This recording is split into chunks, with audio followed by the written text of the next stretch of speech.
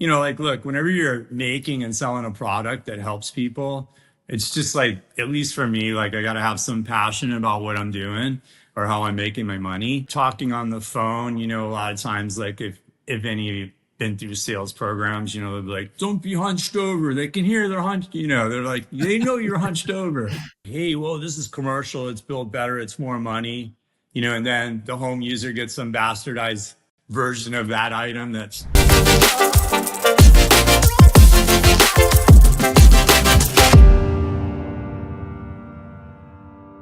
Chris, it is a pleasure to have you on the show. Thanks for coming on. Thank you for having me. You are the CEO of VersaDesk. We were talking offline, like you bootstrapped this organization, and I think it's other businesses too, with $100 in your pocket.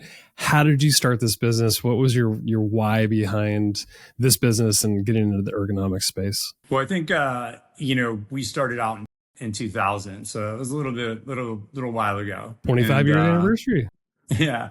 So it's been a while, and the internet was just coming about, and so were computers. They were just starting to develop. And at the time I was making fitness equipment. So I wanted to be in the computer space. I didn't know how to program a computer. I didn't even know how to use a computer. It was like pretty much I was like a dinosaur. And I kind of felt left out. And I was like, hey, what could I do to get into this industry? And I was actually making computer tables, and I, took a few magazine ads out and made up a design and kind of went with it. And it grew from there. And then it quickly moved to like computer training furniture. So we did a lot in the education space. And then that has always been like a pretty strong vertical for our organization. That's been bread and butter, selling to the governments, colleges, universities. So that was, kind of just, listening to the customer and taking the opportunity and doing something with it. So it was kind of how we started into, computers, and then standing desk came about probably in 2005 or 8. Mm-hmm. It was starting to get popular. We used to make those for the hospitals because they would look at all the CAT scans on them, and they had like these big ugly monitors, and they needed like these beefy tables to hold them. And it was a 24-hour operation. So doctors and nurses were be in there. And that was kind of how we got started in that space. And it wasn't as popular at the time for home users. Yeah, that's interesting how your business probably like has evolved and how you're serving a certain market. And yeah, standing desk for me, like I don't think I ever really recognized them until, it was like that 2008 timeframe. Because otherwise, like, the workplace cubicles, and in the schools, it's like those little crappy desks that you're using, and like they're all the same. I remember being in college, and I'm like, this is the same kind of desk setup I had in elementary school and high school. And it's just, how come things haven't evolved? Should we be sitting all day? It cannot be good for our bodies to be sitting in cubicles or school desks, right? Yeah, those little chairs, everybody remembers them, I think, the one piecers. So there's actually a company in Torrance they were the ones that really kind of pioneered that product. And they've been around like, I think 60, 70 years. And they supplied most of the ones you're on. And I remember those. So we entered into that market with activity tables and mostly computer tables for the schools. And then we developed that technology into like monitors that flip up so that, when the teacher's talking, they can have line of sight with the teacher and the instructor. And then even now we've been talking about redesigning that whole line so that the teacher has an app and can control the table, whether it's standing or the monitor comes up through the back and the teacher can control it versus the kids playing with it or students. But so that space is kind of interesting, but boring at the same time. So, Well, I'd imagine like back when you got into this ergonomics space too, like in schools, maybe there was driving demand both in schools and in workplaces, but I'm sure the cost structure was a lot harder to make that shift from like whatever equipment they had, furniture they had, to now ergonomics equipment. It probably just wasn't cost effective at the time, but now I see there's probably a lot of scale to it in this business. Maybe talk me through the evolution of that. Yeah, well, we've worked with the school systems for a very long time. And I think, in general, they move really slow. A lot of the school systems are government, institutions, and they move really slow to change or do anything. They tend to buy the same product they had in the same colors. And you're like, wow, are you serious? They're still buying this? And it's like, they just want to match it. So, the schools are getting into it, and, we had starting to see a lot more orders coming from schools, but they're still not where they really need to be. And, there's been different tables that come out, but, standing is definitely important, especially some people have back issues, standing's great, Yeah. creates better circulation, does burn more calories, contrary to it, so that's basically, something that's a huge plus. And then obviously, if you can do any type of exercise while you're standing, it's going to just add to it. Yeah, this is a great segue because I had planned to share a story with you that ties in nicely, and I've never shared this on this podcast before. So a couple years ago, I was experiencing some severe back pain, and I have a fixed desk that's built into my home office, and I had no ability to do a standing desk because I have everything mounted. It's like perfectly pristine, and that's the way I wanted it. So I'm like, I wasn't willing to like shift things around, even though I was experiencing this crazy back pain. Turns out I had a 7 millimeter bulge on my sciatica nerve that was just causing me extreme pain along my right side. So imagine me, I'm sitting here in meetings and I'm sitting, I think I got a medicine ball, but there's no way for me to stand. So I could have used a standing desk like the VersaDesk during this time, because until I got surgery, it was excruciating pain and nobody quite knew it. But I imagine other people like me are dealing with some sort of pain like that, or even others are, maybe there's hidden health issues that are caused, like maybe exacerbated by sitting all day. Like, you probably know more stories about that than I do. But that was just my little personal story there. Yeah, no, I mean, we do hear a lot of stories about people that, correct back issues. And, like, look, whenever you're making and selling a product that helps people, it's just like, at least for me, like I got to have some passion about what I'm doing or how I'm making my money. And, it's always great to hear that. And, at our organization, everybody has pretty much always been at a standing desk. So that's kind of standard issue that everybody's been at a standing desk. So for me, it was pretty normal to, have that and be adjusting it and using it and just, the entire organization pretty much.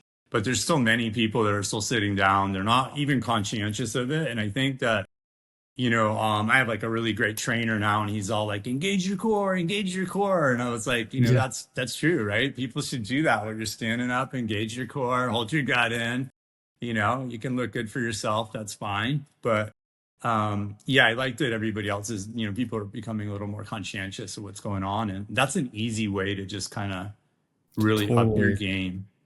And that's what for me, it's a privilege to be able to interview you today, because I'm a huge fan of the VersaDesk. I have the Foundry bench desk in my bonus room, and I just, for a change of scenery, I plug my laptop in. I got a docking station, put it up there, so that way if I'm in like extended meetings or something, I can stand and I can move my body while I'm like talking. It makes it so much nicer. Whereas I didn't have that before, and just it's crazy the difference. So like, just people listening, like if you have people that report to you and you don't know how they work, I think the standing desk or just some sort of equipment that'll allow them to move their body while working is really important. Super important. And also, when you're talking on the phone, a lot of times, like if any of you been through sales programs, they'll be like, don't be hunched over. They can hear they're hunched, they're like, they know you're hunched over. And when you stand up, you really can't do that. So you do speak better when you're standing. And, so I think like from a communication standpoint, that's important. To me, there's other things, like the one thing I really like about standing desks is that, like, when somebody comes over to your workstation, if you're sitting down, you just hit one of the program buttons and it comes up. And then it's not like somebody's hovering in your space.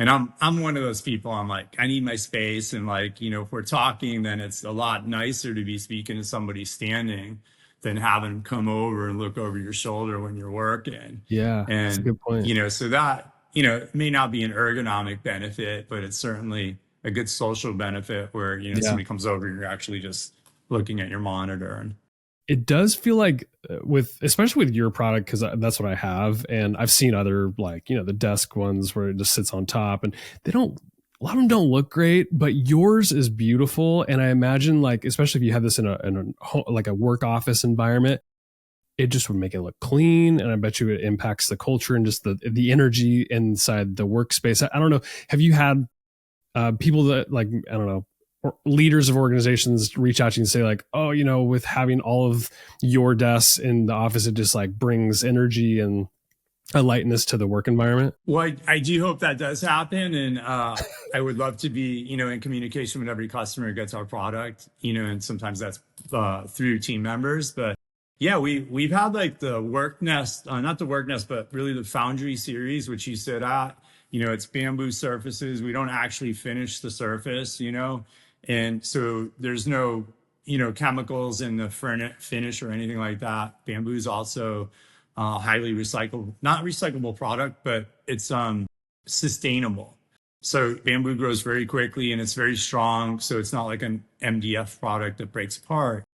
And also I think like the bamboo tone is actually really nice. I like it when it's, the lights are on it. You have the LED lights, it's floating, but I designed that table. I really wanted to do kind of an industrial chic table that was super sturdy and that, it actually could ship through one of the package carriers. So what happens is sometimes these bigger tables, they got to go on truck freight and then it's like a whole ordeal for the customer. And I was like, we got to build like a solid, cool table that customers want. And that Foundry series was it. And I'm like absolutely obsessed with the corner one, the big giant one. And I wish I could have got that one. My wife and I was like, would not let me have that. I was like, I didn't know that you just got the regular one. I would have pushed for the bigger one. But I absolutely love that table. I mean, I've made, hundreds of different products in the table space, and I really love that one. But yeah, I mean, anytime you can get the team member engaged, whether it's in the office or at home, it's super important, right? Like nobody wants to go like, sit on a milk crate in a door, and that's how a lot of companies do start. But, you want to have something that's nice for your team members. And I think it also says something to them, when the employer spends a certain amount of money for their team members, it's basically saying, hey, look, we value you and we want you to be, comfortable and happy. And I think that's most important, where team members shouldn't have to be like, hey, can I get this? Or can I get $100 to try and buy a table or put towards it? And I think I'm a business owner, so I'm not, not bashing, but, for the amount of money they save not having office space in a downtown area or, all the lease stuff, they should be happy to give somebody a table or workstation, Yeah.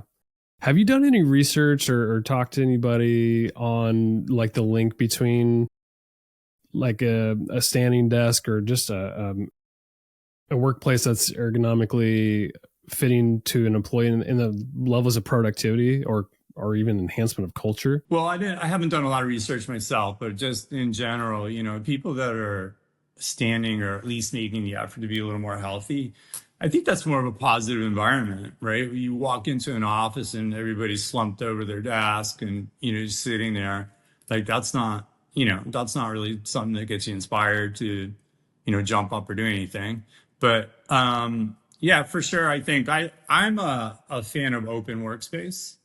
So standing is a second to that as well, right? So if you're standing, you're looking around, you can see, but I'm big on open workspace. And I feel that a lot of times, team members that are working together, even if it's like sales is over here and customer service is over here, and one of them's having an issue, it's kind of like you can almost know that it's, you can go over and talk to them and have a conversation, help out the situation. And some people are very much against open workspace, but, healthy environment. At one point, we did this thing called the Work Fit Challenge, and it was an app that we designed right before the pandemic.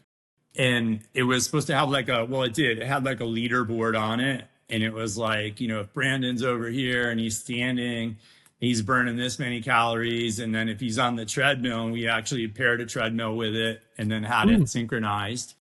And the whole idea was to get all these team members out there, kind of, competing or at least having some type of camaraderie.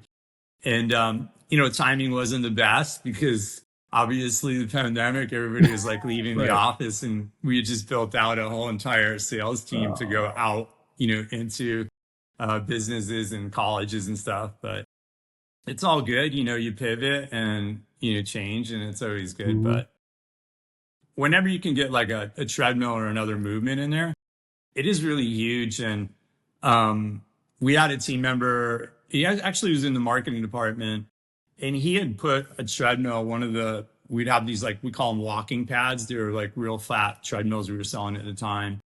And he would just walk on it slowly. He'd just do his work. He'd come in for maybe, I think, he's probably 6 or 8 hours at work, and he'd just walk slowly on it. And I think he lost like within the year, he lost like 42 pounds or something. That's incredible. And I always thought it'd be distracting to be walking on a treadmill, but I guess if you're going slow enough, then maybe it's not as distracting to work. No, I mean, if you go too fast with your monitor, you might not be able to see your monitor as well.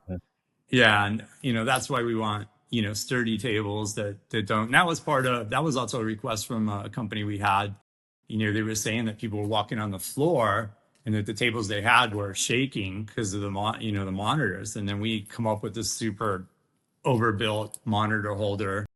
And we actually still sell those to this day. That's been around, but yeah. So any type of like additional exercise, even though it looks cheesy, if you picked up some weights and you just did lateral raises or you did curls, like, it will make a difference. And it's just that consistency in numbers and, just doing the extra effort.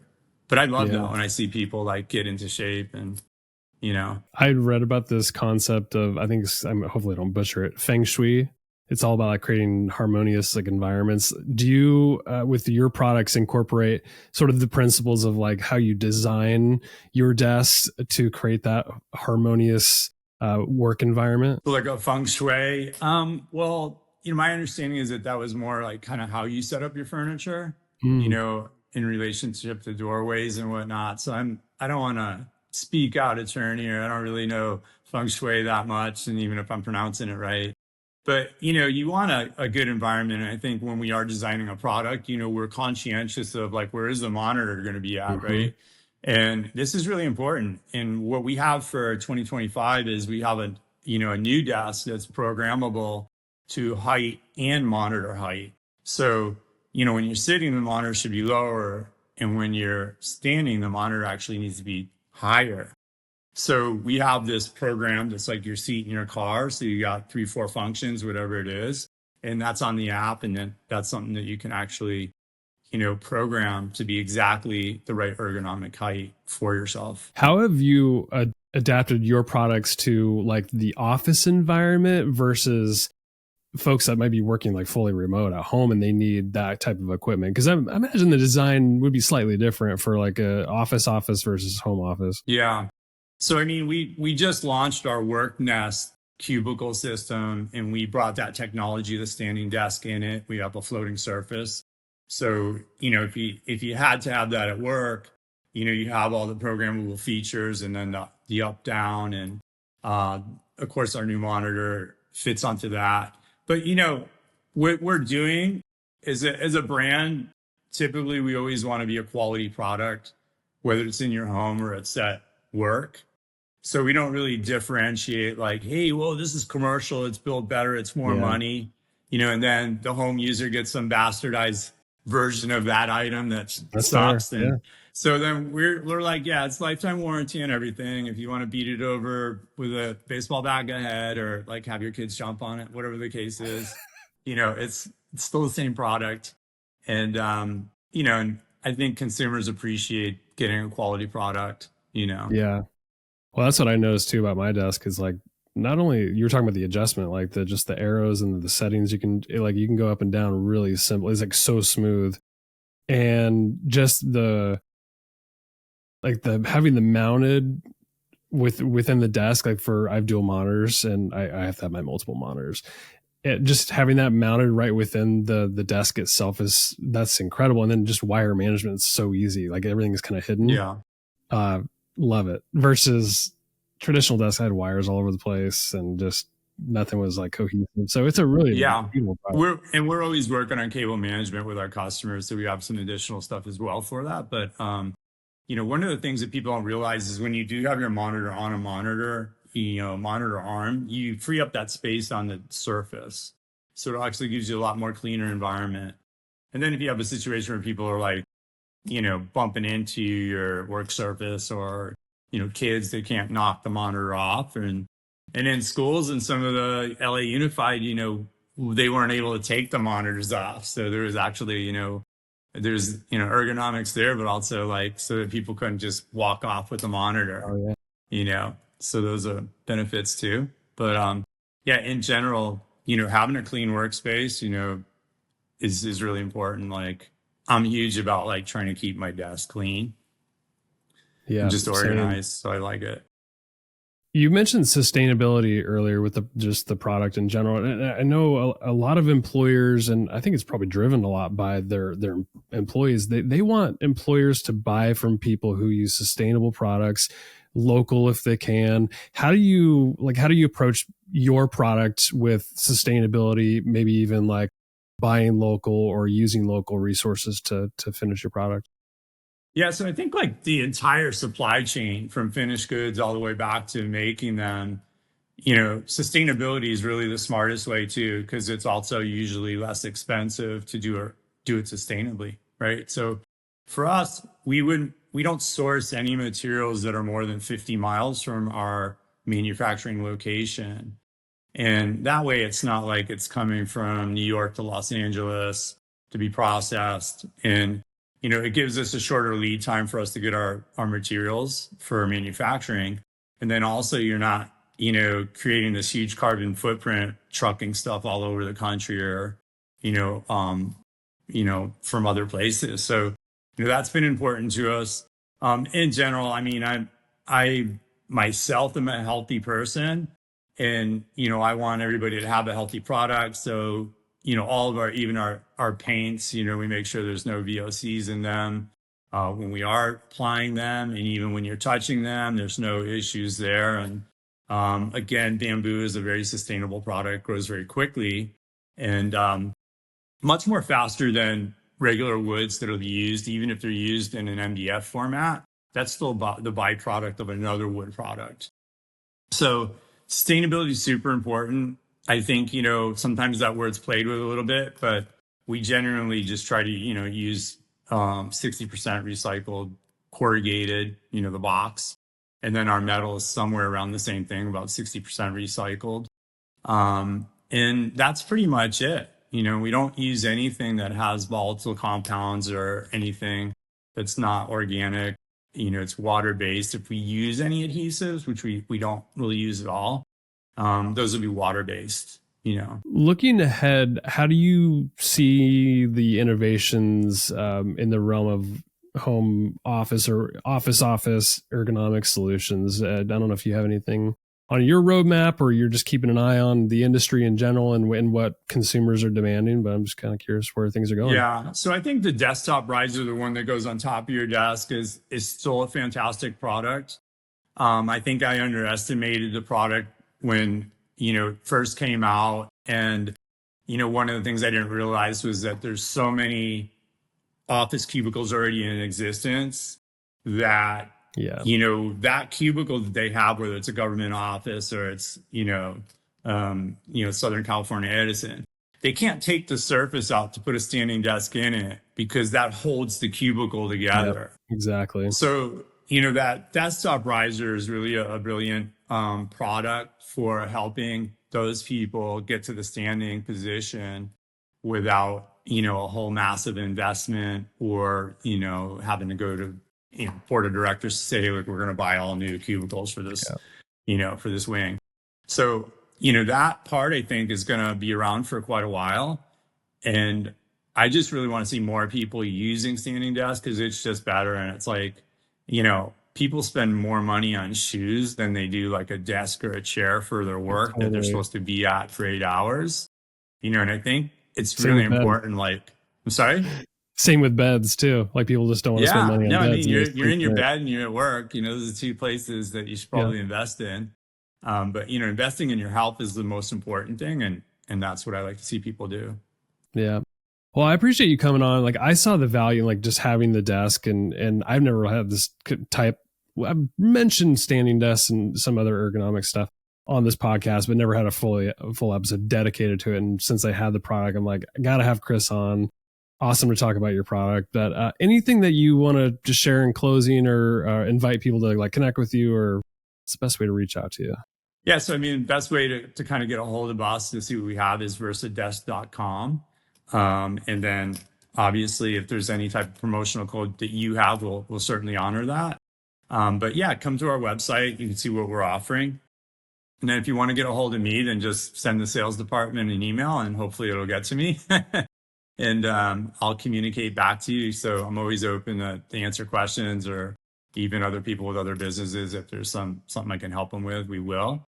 And then we do also have a promotion with our WorkNest where we're taking in like startup companies and we're donating them, 2 to 4 cubicles, and we brand their name into it. So, wow. If you know some startups and, they're interested in our product, then, we're happy to help them out in their beginning years of their business. And incredible. Hopefully they keep using our products. My guest today has been Chris Laudadio. Chris, thanks for coming on the podcast. Appreciate you. Thank you so much for having me today.